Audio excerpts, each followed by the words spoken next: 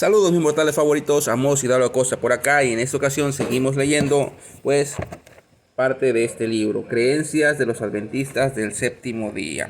Bueno, la parte que voy a leer hoy pues va en continuidad con un comentario que yo hice en el video anterior. Yo comenté de que efectivamente la hermenéutica adventista en su rezago teológico deja ver que ignora las cuestiones de la arqueología bíblica, sobre todo en la cuestión particular de los antiguos tratados o pactos del antiguo cercano oriente.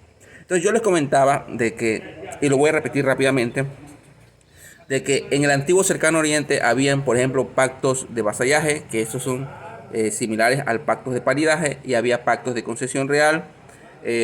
Sin embargo, estos pactos podían ser o no pactos de corte. También les comenté que los pactos de corte pues tienen tres características, siempre van a tener tres características.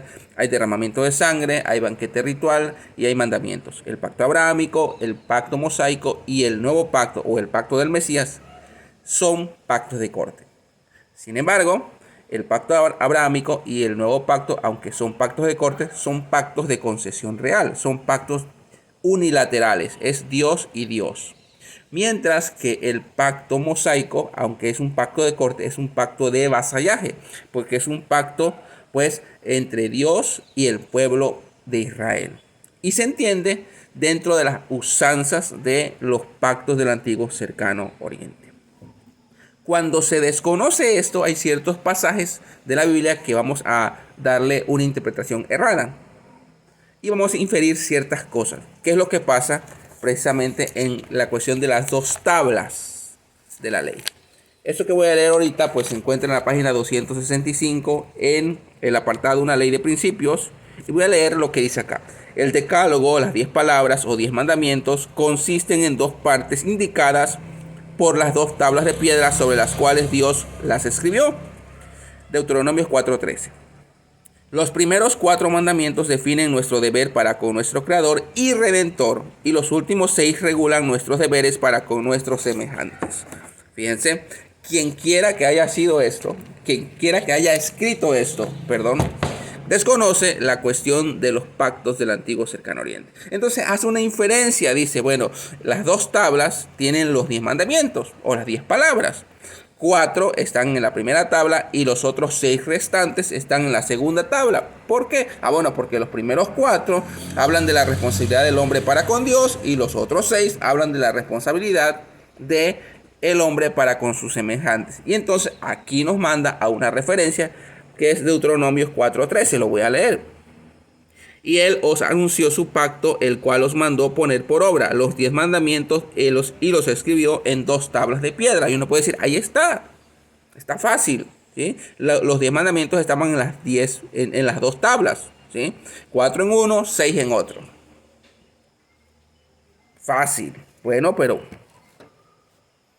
vámonos a Éxodo 32, versículos 15 y 16, y vamos a ver que ahí nos va a arrojar pues cierta luz acerca de cómo funcionaba la cuestión de las tablas. Éxodo 32, 15 y 16 dice, y volvió Moisés y descendió del monte trayendo en su mano las 2 tablas del testimonio. Las 2 tablas del testimonio. Las tablas escritas por ambos lados, de uno y otro lado, estaban escritas. Ojo. Y las tablas eran obra de Dios y la escritura era escritura de Dios grabada sobre las tablas. Es decir, que de acuerdo a Éxodo 15, habían 2 tablas, pero cada tabla estaba escrita de ambos lados. Por lo tanto, en la primera tabla estaban los 10 mandamientos y en la otra tabla estaban los mismos 10 mandamientos. Quiere decir que una tabla funcionaba como una copia de la otra. Las tablas tenían las estipulaciones del pacto de la alianza entre Dios y el pueblo, en este caso el pueblo de Israel. Es decir, que Dios y el pueblo de Israel eran compañeros de pacto. Por lo tanto, las tablas funcionaban como garante o garantía de que ambas partes, Dios y el pueblo de Israel, debían cumplir con las estipulaciones del pacto. Por eso cada copia era designado para cada uno de los participantes del pacto. Una copia era para Dios y otra era para el pueblo de Israel. ¿Cómo funciona esto? Vámonos a Deuteronomio, porque aquí nos va a dar otra pequeña luz para entender esto. ¿Sí? Deuteronomio 31, versículo 25 y 26, donde se nos va a hablar acerca de el libro del pacto. ¿Sí? Tanto el libro del pacto como la tabla o las tablas de la ley estaban en el arca del pacto, los cuales estaban dentro del tabernáculo. Ahora, fíjense lo que dice Deuteronomio 31, versículo 25 y 26. Dio órdenes Moisés a los levitas que llevaban el arca del pacto de Jehová, diciendo: tomad este libro de la ley y ponedlo al lado del arca del pacto de Jehová vuestro Dios, y esté allí por testigo contra ti. Tanto el libro del pacto como las tablas de la ley son testimonio o testigos, pero en contra de Israel, porque ahí estaban las estipulaciones que el pueblo debía cumplir. ¿Sí? Ahora, esto lo vamos a entender desde la usanza de los antiguos tratados de vasallaje o de protector vasallo. ¿Sí? Ahora, ¿cómo funcionaba esto de acuerdo al contexto del antiguo Cercano Oriente? Cuando dos pueblos decidían entrar en una alianza, recuerden que cada pueblo tenía su dios y cada dios demandaba un lugar de donde se ofrecían sacrificios, es decir, un templo, un tabernáculo. Ojo, el pueblo de Israel no tuvo tabernáculo hasta Éxodo 24. ¿Y qué sucede en Éxodo 24?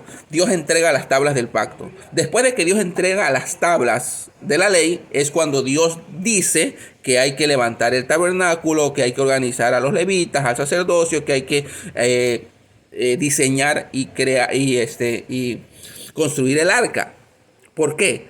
Después de que Dios entrega la ley, después de que Dios entrega las tablas, entonces es necesario ahora un lugar donde se va a resguardar esas tablas. ¿Y dónde era? En el arca del pacto. ¿Y dónde iba a estar el arca del pacto? Pues en el templo, en el tabernáculo. El pueblo de Israel no tenía tabernáculo. ¿Sí? Ahora, el pueblo de Israel estaba todavía en una etapa de la historia donde iban a estar moviéndose, por lo tanto no iban a construir un templo fijo. Por eso el tabernáculo funciona como un templo movible. En fin, Dios pide el templo, el sacerdocio, el arca del pacto después de que Dios entrega la ley en las tablas. ¿Por qué? Porque de acuerdo a las usanzas de los antiguos tratados de vasallaje, ¿sí? El pueblo, o sea, los pueblos cuando hacían este tipo de pacto, cada pueblo se llevaba una copia de las estipulaciones del pacto, es decir, cada pueblo se llevaba una tabla de la ley y lo llevaba al templo de cada quien. ¿Sí? Entonces, esto colocaba al Dios de cada pueblo como compañero de pacto y como castigador de pacto. Si un pueblo no cumplía con las estipulaciones del pacto, entonces su Dios estaba pues comprometido a castigar a su pueblo por haber transgredido la ley. Por eso Jehová, Yahvé, se convierte, número uno, en compañero de pacto con Israel, pero número dos, se convierte en su castigador de pacto. Cada vez que el pueblo de Israel transgrede la ley, Dios va a emitir un castigo sobre el pueblo de Israel, porque Dios no solamente está funcionando como compañero, sino como castigador de pacto. Por eso las dos tablas representan que una copia de la tabla es para el pueblo de Israel y la otra copia de la tabla es para Dios. ¿Sí? Por eso cuando se lleva a cabo esta ratificación del pacto en Éxodo 24, Moisés rocía la sangre, uno en representación del pueblo y otro en representación de Dios, que simbolizan las dos partes de el pacto, ¿sí? Los dos compañeros de pacto, es Dios y el pueblo de Israel. Recuerden que el pacto de vasallaje en este caso es entre Dios y el pueblo de Israel, es un pacto corporativo. Es un pacto de naturaleza totalmente distinto al pacto abrámico o al nuevo pacto, o al pacto con David o al pacto con Noé, que son totalmente distintos. ¿Sí? En este caso, el pacto mosaico es un pacto de vasallaje. ¿Cómo lo sabemos? Porque existen dos tablas que, de acuerdo a las usanzas del antiguo Cercano Oriente, una tabla era para un compañero de pacto, es decir, en este caso el pueblo de Israel, y la otra tabla era para el otro compañero de pacto, en este caso es Dios. Por eso debían estar en el arca del pacto. Cuando se desconoce esto, pues se termina diciendo cosas como las que encontramos acá. Eso es todo y muchas gracias.